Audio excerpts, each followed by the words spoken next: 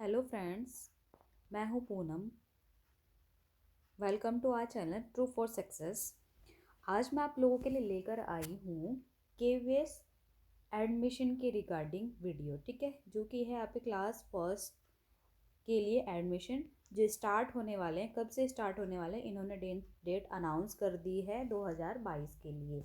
ठीक है, इसकी जो डेट है वो 28 फरवरी से शुरू होने वाली है। ठीक है, केवीएस के जो आपके फर्स्ट क्लास के जो एडमिशन होते हैं वो आपके स्टार्ट होने वाले हैं 28 फरवरी से। इन्होंने ये अनाउंस कर दिया है।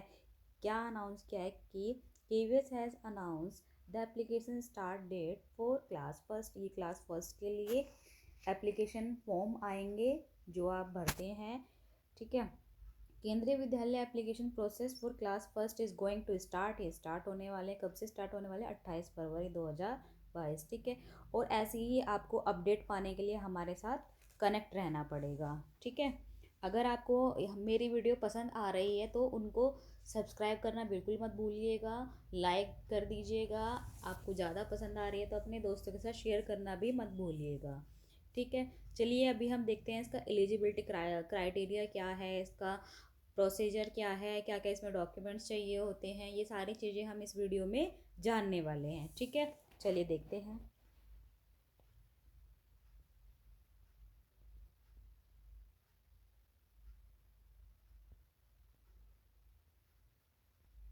ये जो आप यहाँ देख पा रहे हैं ये केंद्रीय विद्यालय का एडमिशन का ओवरव्यू है 2022 का। ठीक है, इसमें जो ये कंडक्ट होता है ये केवीएस के थ्रू होता है। ठीक है, इसका एडमिशन जो इसमें एडमिशन होते हैं वो class first to 11th admission के लिए है। ठीक है, लेकिन अभी ये क्लास फर्स्ट के लिए आपके स्टार्ट हो रहे हैं 28 फरवरी से। ठीक है, और जो इसका बोर्ड होता है, इसका बोर्ड सीबीएसई ही होता है। ठीक है, ये सीबीएसई से एफिलिएटेड होता है।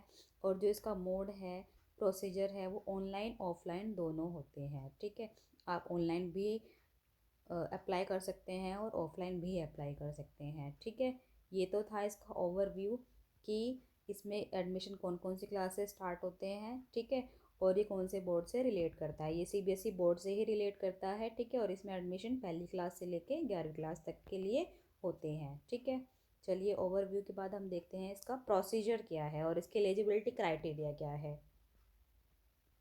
चलिए अभी हमारे यहाँ पर कुछ इम्पोर्टेंट डेट्स हैं, उनको हम जान लेते हैं कि जो इसकी रिलीजिंग डेट है एडमिशन की वो मैं आपको बता ही चुकी हूँ, 28 फरवरी है 2022। ठीक है, इसके बाद इन्होंने रजिस्ट्रेशन स्टार्ट करने की डेट दी है यहाँ पे। ठीक है, 28 फरवरी 2022 दी है। और लास्ट डेट भी इन्होंने बताई है लास्ट वीक ऑफ मार्च 2022, यानी कि मार्च का जो सबसे लास्ट वाला जो वीक होगा ना वो क्या है, इसकी लास्ट डेट है रजिस्ट्रेशन के लिए। ठीक है, ये ध्यान रखना।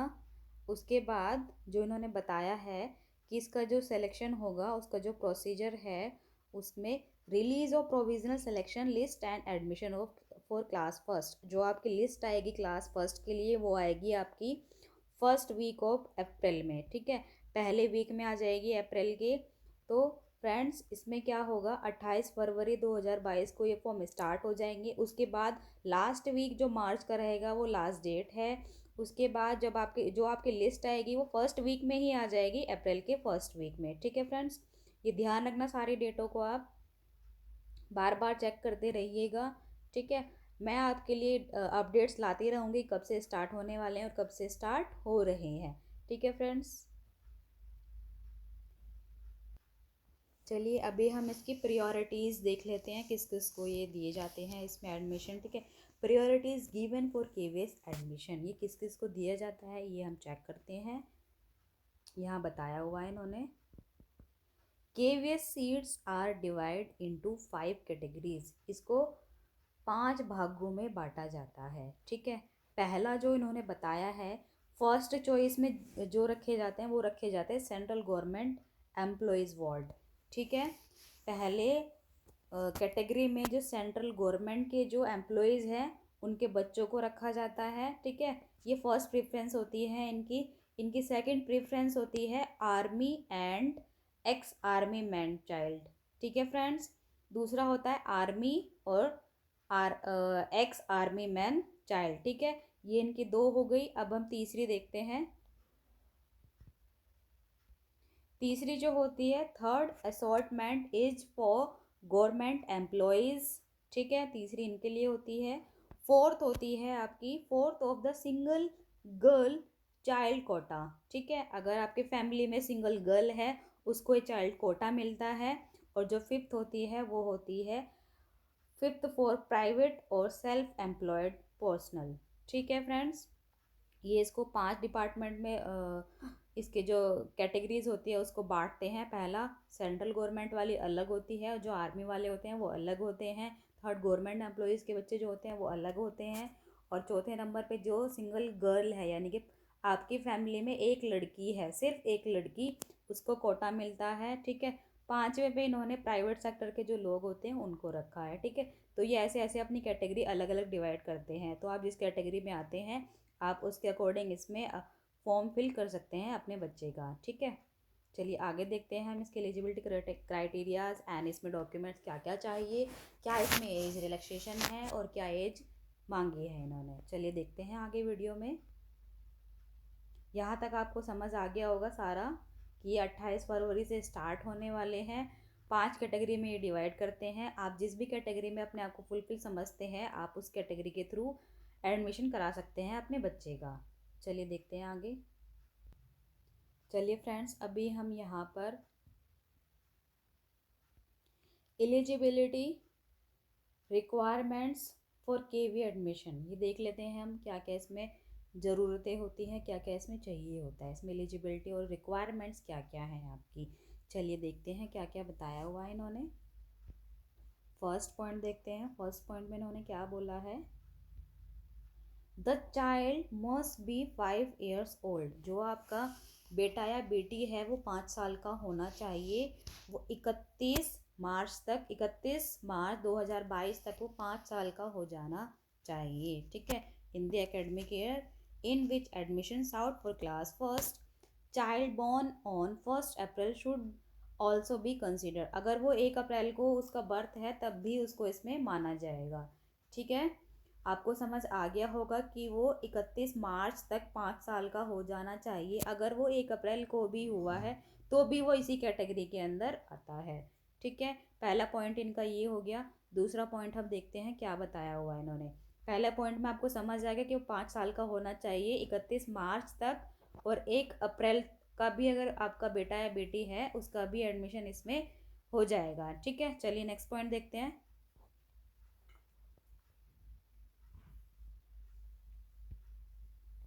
नेक्स्ट पॉइंट में इन्होंने बोला है the maximum age can be relaxed for a disabled category candidate. अगर आप डिसेबल कैटेगरी कैंडिडेट से बिलोंग करते हैं तब आपके बेटे या बेटी के लिए एज रिलैक्सेशन भी है। ठीक है, चलिए देखते हैं वो क्या है। Different minimum and maximum age are required for admission in different classes.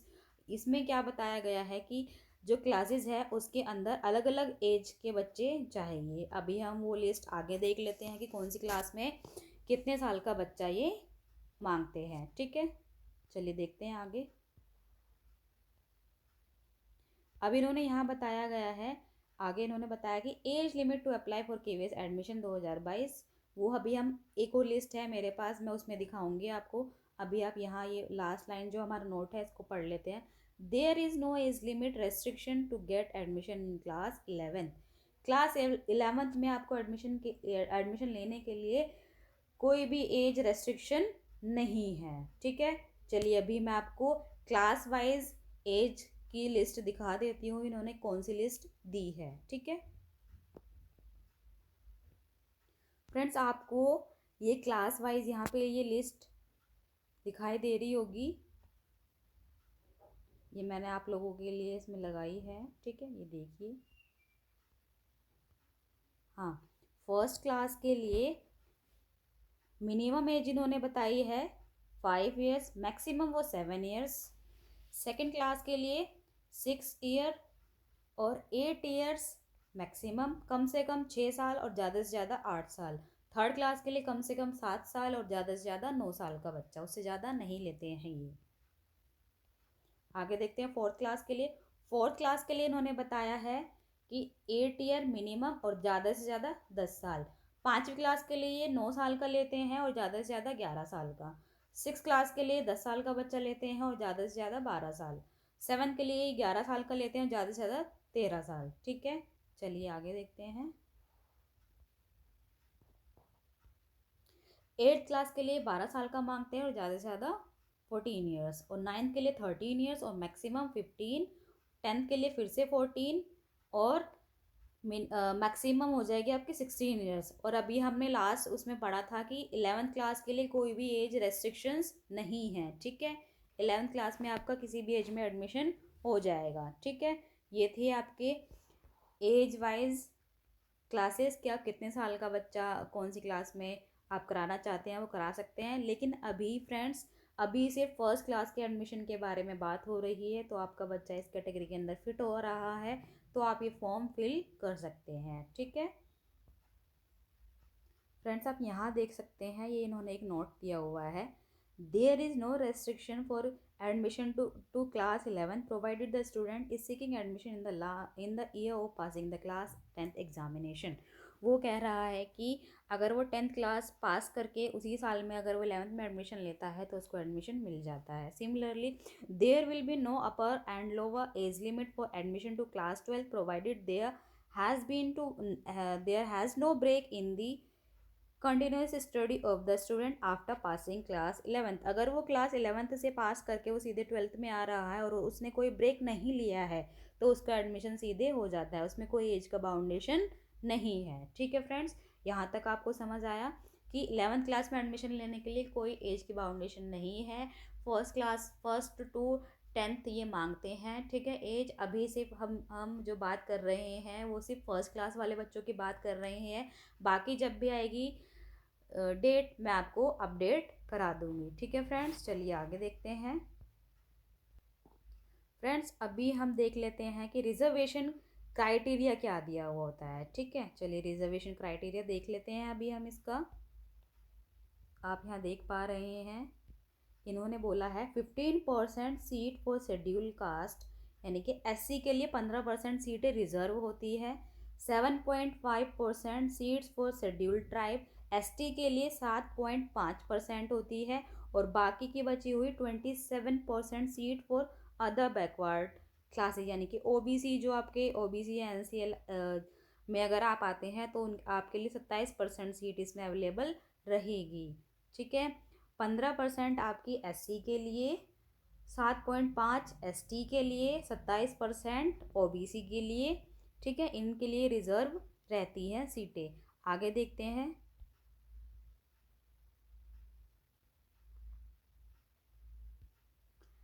3% seat of total available seat will be reserve for differently abled category for fresh admission will be horizontally.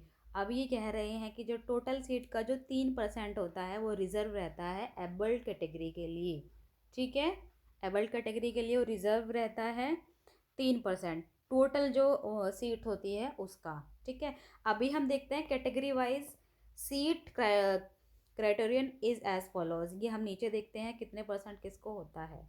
ठीक है, जो अभी हमने पढ़ा था ऊपर ये वही है, यहाँ कैटेगरी दी हुई है, इधर रिजर्वेशन दिया हुआ है। ठीक है, जैसे अभी ST को मैंने बताया 7.5 होती है, SC के लिए 15%, और जो आपके डिफरेंटली एबल्ड है उनके लिए 3%, जो टोटल कैटेगरी का होता है ये।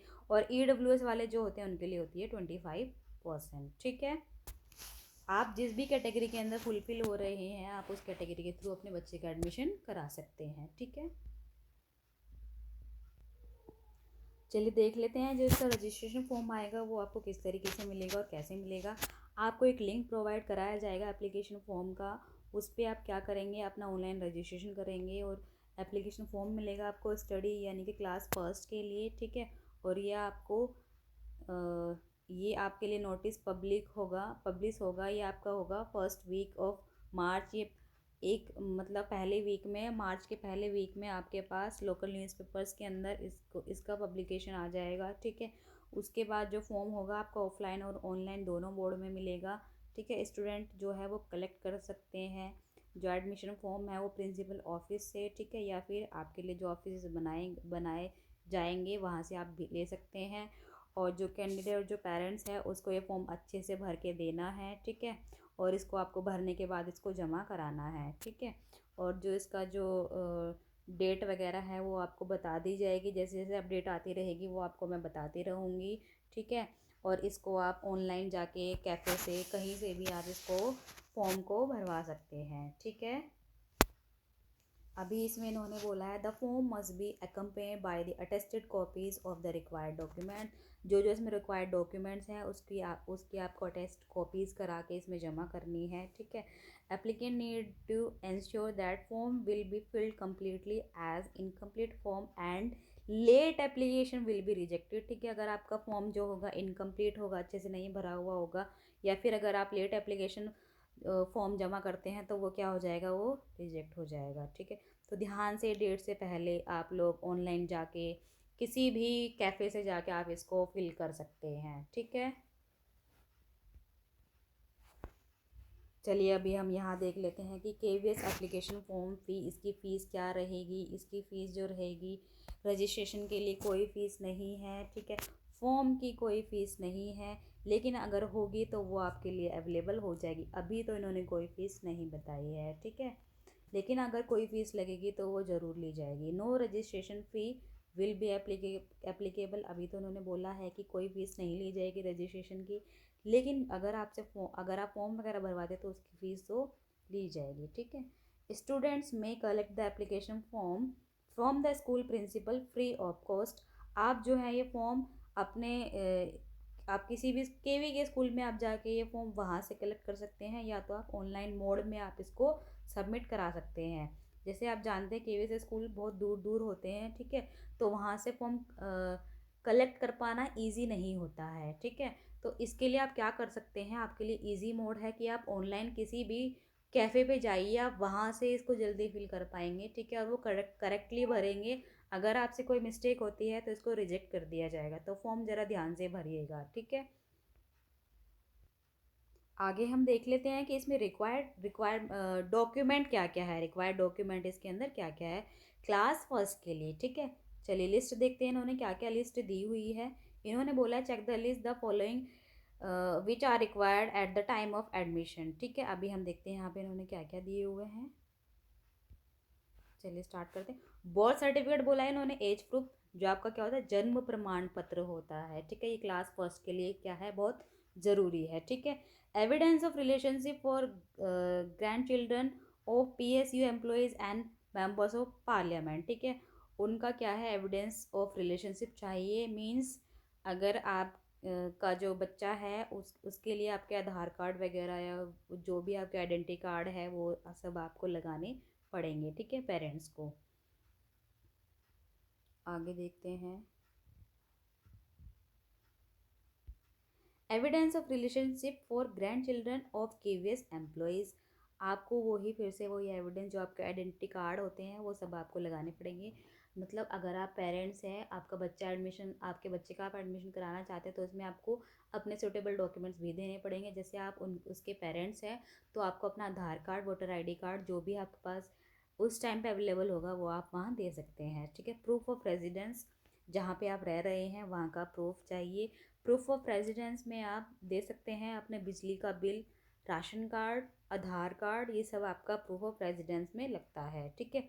अगर आप किसी भी कैटेगरी से बिलोंग करते हैं तो आपको उस कैटेगरी का सर्टिफिकेट देना होगा, ठीक है। अगर आप SC से बिलोंग करते हैं तो आपको SC का सर्टिफिकेट, ST से बिलोंग करते हैं तो ST का सर्टिफिकेट, EWS से बिलोंग करते हैं तो EWS, OBC से बिलोंग करते हैं तो OBC का सर्टिफिकेट। अगर आप BPL से बिलोंग करते हैं तो आपको BPL कार्ड होना चाहिए, ठीक है। चलिए आगे देखते हैं।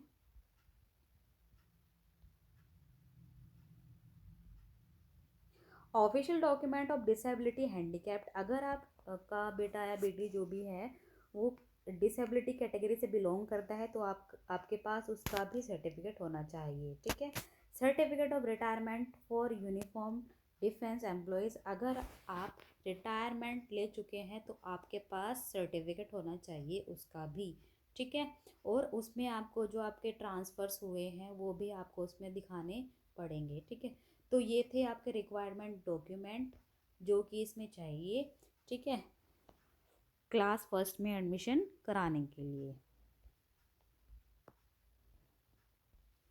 इसी के थ्रू हम अपनी वीडियो एंड करते हैं, ठीक है। इसके थ्रू आपको सारी केवीएस के एडमिशन के रिगार्डिंग सारी इन्फॉर्मेशन मैंने दे दी है ऑलमोस्ट, ठीक है।